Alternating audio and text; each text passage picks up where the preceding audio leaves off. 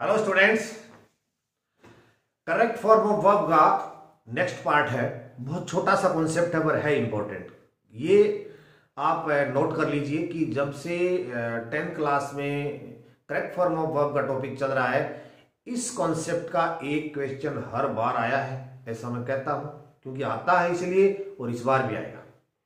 और जितने competitive examinations हैं उनमें भी ऐसा आता है। तो देखिए क्या कॉन्सेप्ट है ये कॉन्सेप्ट। इसके अंदर क्या है कि वो एडवर्बियल तो होते नहीं है, इसमें कंडीशन होती है। यानी दो सेंटेंस आपको डबल क्लोज होता है, ये एक जुड़ा हुआ होता है, आफ्टर या बिफोर से जुड़ा हुआ रहता है। इसके एक तरफ एक क्लॉज होगा, दूसरी तरफ दूसरा क्लॉज होगा। यानी एक तरफ एक सेंटेंस होगा, एक टेंस होगा, दूसरी तरफ दूसरा टेंस होगा। एक टेंस दे दिया जाएगा आपको, दूसरा पूछा जाएगा। ओके, ठीक कंडीशन ऐसी इसमें रहेगी कि आपको यहां पर कोई टेंस दे दिया जाएगा और यहां पर पूछा जाएगा। इसकी कंडीशन है, ये डेफिनेट है। अगर आफ्टर या बिफोर से जुड़ने के बाद में दोनों तरफ दो सेंटेंस हैं, दो वर्ब है, एक वर्ब आपको दी जाती है, एक पूछी जाती है। दो कार्य हैं, एक कार्य आपको बताया जा रहा है कौन से टेंस में, एक कार्य आपको पूछा जाएगा। तो उसके में आपको क्या करना है, यानी अगर इधर हेड प्लस वर्ब की थर्ड फॉर्म है और यहां ब्लैंक दिया हुआ है, तो आपको यहां पर वर्ब की सेकंड फॉर्म करनी है एग्जामिनेशन में। ठीक है, एक बात। दूसरी बात, अगर आपको वर्ब की सेकंड फॉर्म दे दिया, आफ्टर से जुड़ गया और दूसरे में आपको वर्ब पूछ लिया, तो आप हेड प्लस वर्ब की थर्ड फॉर्म कर देंगे। कॉन्सेप्ट क्लियर है। यानी हेड, आफ्टर और बिफोर से जुड़े हुए दो सेंटेंस, एक तरफ हेड प्लस वर्ब की थर्ड फॉर्म है तो दूसरी तरफ वर्ब की सेकंड फॉर्म। होता भी ऐसे है, जिस तरह से इसका सेंस होता है, आफ्टर यानी बाद में, तो हेड प्लस वर्ब की थर्ड फॉर्म आएगी बाद में। बिफोर यानी पहले, तो हेड प्लस वर्ब की थर्ड फॉर्म आएगी पहले, और इधर आएगी वर्ब की सेकंड फॉर्म। यही कॉन्सेप्ट है, हम इसको कहते हैं पास्ट परफेक्ट टेंस।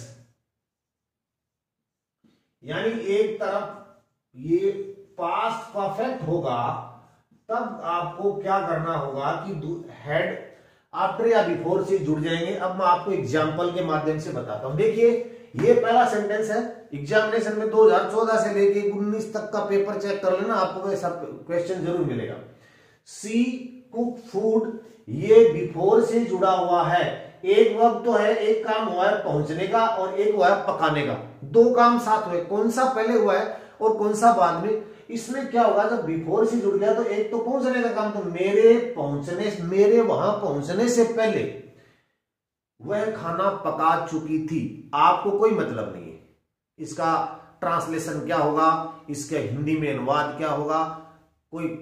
आपको यहां पर करेक्ट फॉर्म ऑफ वर्ब का प्रयोग करना है। यानी आपको ये करना है कि ये जो वर्ब है कुक, ये जो कुक वर्ब है, ये कुक वर्ब है, इसका यहां क्या आंसर आएगा। तो इसके लिए आपको बहुत सारे टेंसेस हैं, कई तरह। तो कैसे करोगे, आप देख लेना कि बिफोर के बाद में यदि यहां वर्ब की सेकंड फॉर्म है ना, यहां यदि वर्ब की सेकंड फॉर्म है, यहां सेकंड फॉर्म है बिफोर के बाद में, तो आपको हेड और वर्ब की थर्ड फॉर्म करनी है। ठीक है ना। तो क्या करना है, हैड कुक्ड,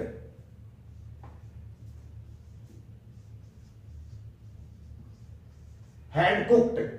अब एक बात और आपको बता दूं, इसका जो साउंड है ना, वो कोई कुछ भी बताए, लेकिन इसका साउंड होता है कुक्ड, कुक्ड, कुक्ड, टै, नॉट डै बट टै, कुक्ड। ठीक है।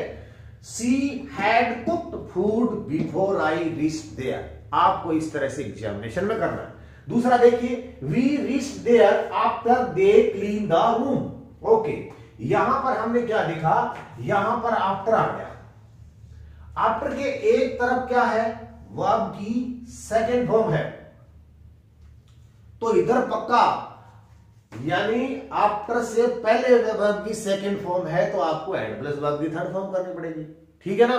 यहां हमने देखा, यहां रीच्ड वर्ब की सेकंड फॉर्म है, तो यहां आएगा हैड क्लीन्ड। इसका आंसर आप क्या करोगे, हैड क्लीन्ड, ये इसका उत्तर होगा। अब आप इसमें ऐसे भी कर सकते हो, इधर यहां अगले ने ब्लैंक स्पेस दे दिया। इमेजिन करो कि यहां पर आपसे पूछ लिया कि यहां रीच था,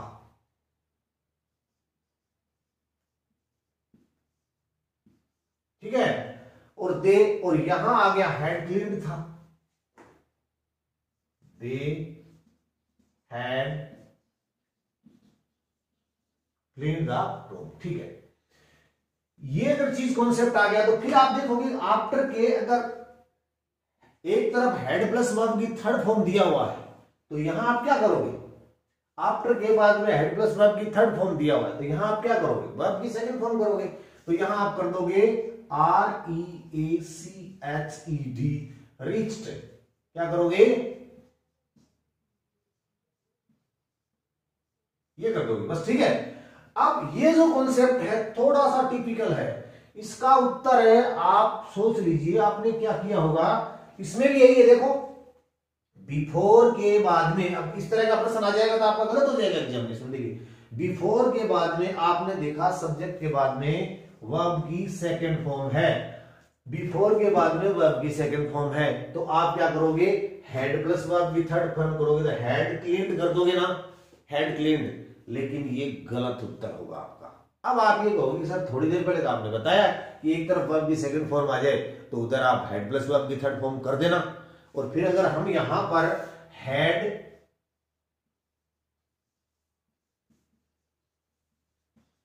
और ये क्लीन्ड करते हैं तो ये गलत है। गलत क्यों है, ये गलत ऐसे है कि ये सेंटेंस एक्टिव नहीं है, ये है पैसिव वॉइस का सेंटेंस। कैसे पता चलेगा पैसिव वॉइस का, कि देखिए यहां जो क्लीन करने का काम था वो कोई डूअर कर रहा है, पैसिव का क्लीन, ये साफ सफाई करने वाला ये है क्या ना, इसको तो साफ किया जा रहा है, रूम को तो साफ किया जा रहा है, इसका मतलब ये है पैसिव सेंटेंस।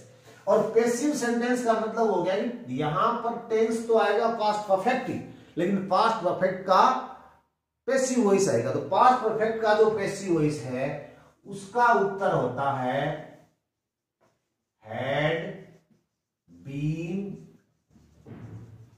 क्लीन्ड। जरूर आपको ये कॉन्सेप्ट समझ में आया होगा, हैड बीन क्लीन्ड क्यों आया और कई बार हैड क्लीन्ड क्यों आया। हैड क्लीन्ड तब आएगा जब ये एक्टिव सेंटेंस होगा, यहां काम करने वाला, ये काम करने वाला यही अगर आदमी है तो हेड और वर्ब की थर्ड फॉर्म आएगी, और ये काम करने वाला ये नहीं है तो क्या करोगे, हेड बीन और वर्ब की थर्ड फॉर्म कर दोगे। ठीक है, देखिए ये अगला करते हैं फूड वाला। Food cooked before I entered the kitchen, before I entered the kitchen, before के बाद में वर्ब की सेकंड फॉर्म है, और ये कॉन्सेप्ट यहां मिल गया, बिफोर के बाद में वर्ब की सेकंड फॉर्म है तो यहां हेड प्लस वर्ब की थर्ड फॉर्म आनी चाहिए ना, लेकिन नहीं आएगी क्योंकि ये कुक करने का काम है। ये देखिए ये कुक वाला काम है, ये पकाने का काम है, ये फूड नहीं कर रहा है। पकाने का काम कौन कर रहा है, कोई और कर रहा है, फूड को तो पकाया जा रहा है। इट मींस ये पैसिव वॉइस है। अगर ये पैसिव वॉइस है तब आप क्या करोगे, इसको भी ऐसे करोगे, इसका उत्तर आएगा हैड बीन कुक्ड, ये उत्तर हो जाएगा। यानी फूड हैड बीन कुक्ड, भोजन उसके द्वारा पकाया जा चुका था जब मैं किचन में एंटर हुआ, मैंने प्रवेश किया।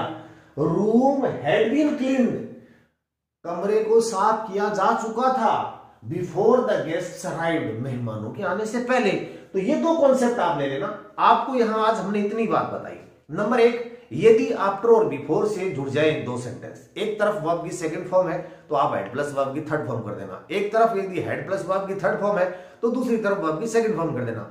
ध्यान ये देना है कि यदि वो सेंटेंस पैसिव का है तो इन दोनों के बीच में बीन लगाना, इतना ही करना आपको। देखो कि क्या करना है कि हेड प्लस वर्ब की थर्ड फॉर्म करना है और इधर वर्ब की सेकंड फॉर्म करना है। अगर ये पैसिव का है तो इतना और कर देना, हैड बीन और वर्ब की थर्ड फॉर्म कर देना, बस।